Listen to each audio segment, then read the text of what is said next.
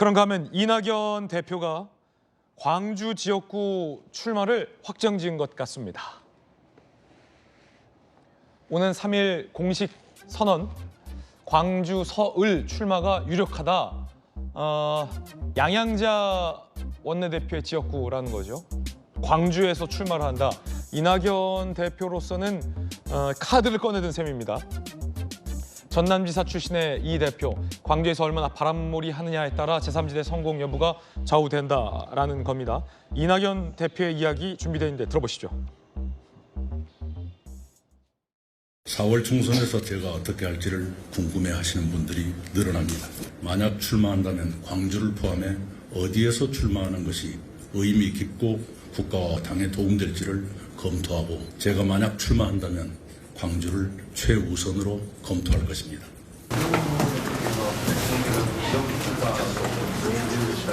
그림은 오래전부터 그렸습니다만은 마냥 늦출 수는 없다고 생각합니다. 금명간 저의 마음을 말씀드리겠습니다. 사실 새로운 미래를 이끌고 있는 이낙연 대표 입장에서는 민주당 공천에 반발해서 이 친문계 현역 의원들이 연쇄 탈당을 하고 있고 상당수 의원들이 새로운 미래로 합류할 것이라는 관측이 나오고 있는 가운데 본인의 광주 출마라는 이른바 필승의 카드까지 꺼내든 셈이 된 겁니다. 광주에 출마하겠다는 선택 이면에는 호남 민심이 술렁이고 있다라는 것도 계산된 걸로 보입니다. 오늘 여러 보도에 보면 공천 발표 호남 지역구 6곳 중 5명 현역이 탈락했다라는 여파가 상당할 것이라는 관측이 나옵니다. 친명계들은 윤 정부와 제대로 투쟁할 수 있는 인물들로 물갈이하라는 게 호남 민심이다라고 얘기하고 있습니다만 과연 이 호남 현역들의 대거 탈락이 어떤 여파로 미쳐질까요? 광주 지역의 원로들은요, 우리가 알던 민주당이 아니다. 민주당이 아니라 이재명 당이다. 일부 호남 유권자들은 자존심이 상한다라는 이런 지역 호남 민심이 권노갑 상임 고문에게 이미 보고됐다라는 보도도 나오고 있습니다. 그 가운데 이제 호남 민심을 새로운 미래가 파고들겠다라는 전략으로 보이는데 호남 민심이 좀 술렁입니까? 술렁이죠.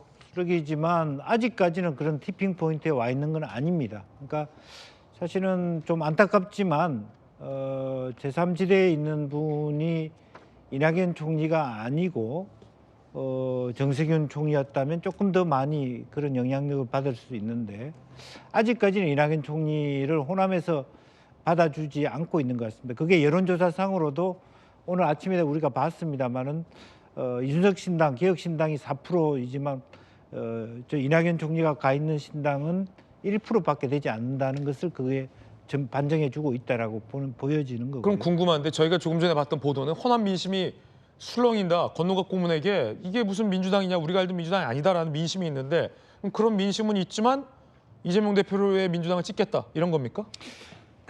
아직은 그렇죠. 아직은 호남의 원로들이 그런데 지금 권노갑 고문은 굉장히 상징적인 인물입니다. 동교동계의 자장인데 아까 제가 그런 말씀 드렸지 않습니까? 12월 1일 2일 중에 탈당자가 호남인이 없다.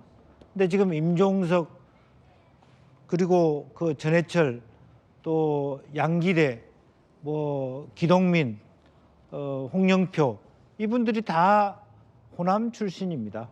그런 부분이 또 이낙연 대표가 직접 얘기했듯이 이번의 흐름은 수도권에서 호남으로 올라간다. 과거에는 호남의 여론이 수도권에 전파됐다면 이번에는 수도권의 여론이 호남으로 내려올 것이다. 그 시기에 갭이 좀 있다고 보여집니다. 근데 아마 지금 임종석 사건을 전후로 해서 호남은 더욱더 가열차게 출렁거릴 거고요. 그리고 권노갑 고문이나 김원기 고문이나 거기다가 김부겸 전 총리까지 좀 거둔다면 분위기는 달라질 것인데 다만 이 흐름들이 이낙연 당으로 다갈 수 없는 부분이 있다는 것이죠.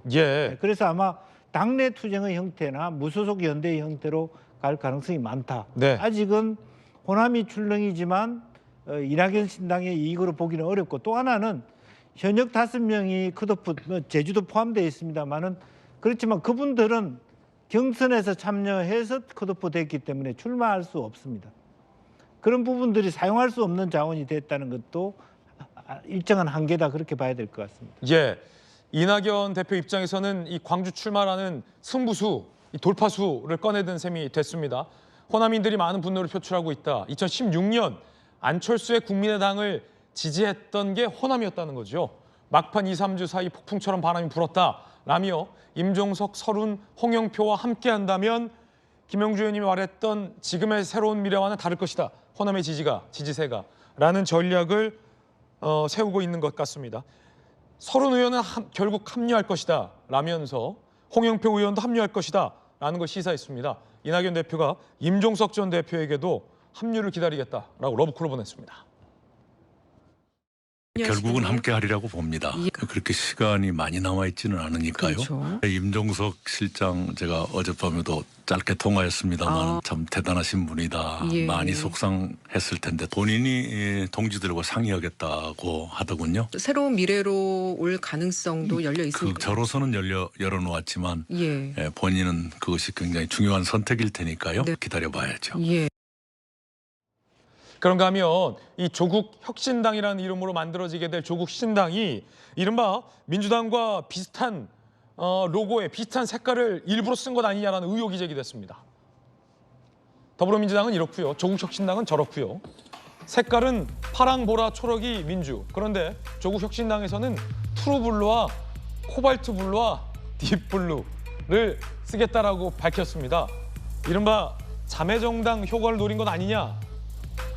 민주당과 색깔 헷갈린다. 남의 당 로고 베낀 것 아니냐. 어떻게든 민주당이 업혀가겠다는 거 아니냐. 이재명 대표 지지자 커뮤니티의 반응은 좀 불만인 것 같습니다. 그러자 조국 혁신당 관계자는 전혀 따라한 건 사실이 아니다 라고 밝혔습니다. 이 법조인께서 보시기엔, 검사 출신께서 보시기에는 어떻게 보십니까? 이 조국 전 장관의 어떤 노림수랄까요? 어떻게 파악하십니까? 저는 일단 조국 전 장관께서 이렇게 정당을 만드시고 그리고 검찰 독재를 조기 종식하시겠다 이런 말씀을 이렇게 기치로 내걸고 하시는 게 저 약간 좀 불편하기도 하고 예. 좀 한편으로는 조국 전 장관께서는 서울법대 교수시기도 했었는데 저도 서울법대 나온 사람 입장에서는 약간 부끄럽기도 하고 좀 불편하기도 하고 약간 그렇습니다. 예.